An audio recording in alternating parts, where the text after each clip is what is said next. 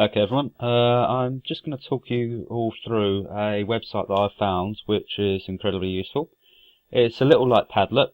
Essentially it's collaborative and it's great for getting students to work together on a project or some sort of analysis. It's very simple to set up an account. You can log in with a Yahoo ID, which I don't have, or with Twitter, Facebook or Google. I created my own account, so it links directly to my emails, and I'll explain why later. So now you log in. This is your sort of task page. You can see all the different canvases that I've created here. We're just going to take a quick look at one of those. So, for example, in this one,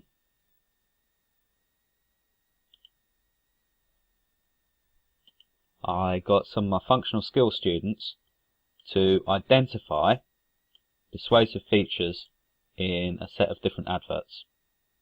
It looks a bit chaotic at the moment, and it is pretty chaotic, but you do get some useful stuff out of this. So as you can see, I added those adverts, the shelter one and the makeup one, and the students added their own post-it notes to decide whether they're identifying persuasive features. So I'm just going to talk you through the process of setting up one of these canvases as I set one up for myself. Now I'm going to set up a canvas for students analysing spoken language.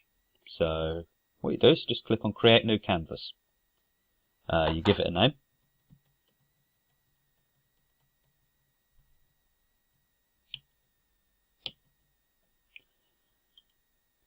You select a background. What can be quite useful is selecting the same background for the same class, actually. Now, this is quite important. If you want your students to be able to view this canvas and to add their own stickies, little post-it notes, you need to click on Everyone May Post Stickies. This means anyone can add to the canvas. If it's for your own private use, which you can use for like administration tasks and you can set yourself little reminders, that's absolutely fine.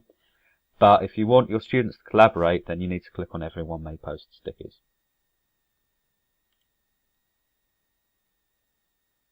So this is how it starts. Now, you can add post-it notes yourself.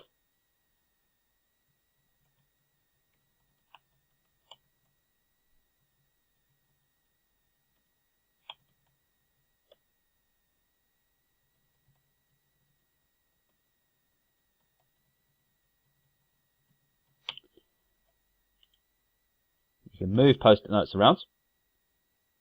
And if you hover the cursor at the very top of the post-it note in the middle, you can pin a post-it note and it gives you a notification that it's been pinned. Now, if you want to add files, you can add images. So you could take a screen grab of, say, a piece of text that you want students to analyse, which is what I've done here. And it's literally just like attaching a file to an email.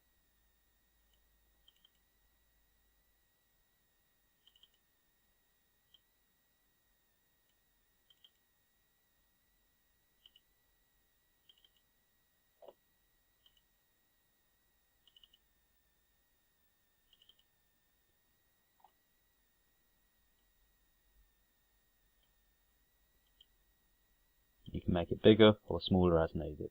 So that, for example, is a glossary that I've taken a screenshot of. I can also add videos to this if I want.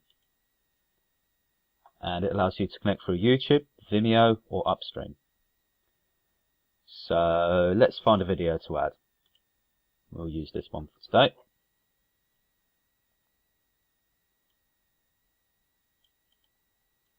You just need the URL.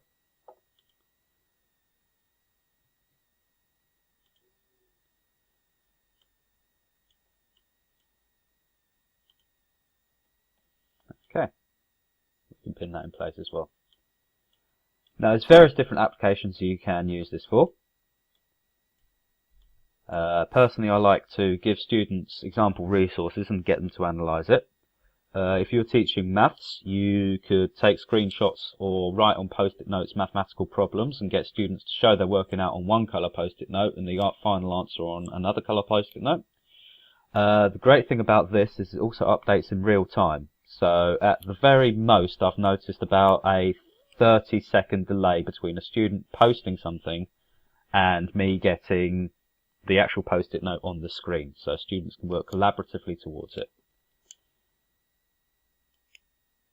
You can also add attachments. So this, for example, we can put here. I'll load this task. So students will then be able to download and work on that task.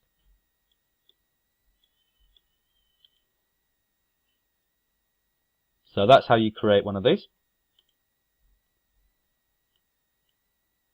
This is what your home page looks like. So if you click on more, you get a list of various different little canvases that you've created. So we'll have a look at what one of these might look like after students have had a go at it. Because right, these students were asked to analyse an interview between J.K. Rowling and an interviewer. And as you can see, I was responsible for adding the transcript in the middle. I added a little pointer section in green, and they analysed and made notes down the side in yellow.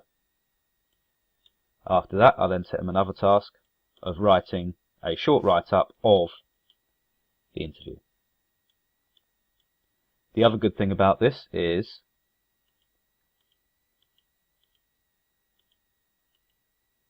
you can then go back and after they've completed the task, you can then go back and add feedback. So for example, my feedback is written in red down there for the paragraphs that these students have written.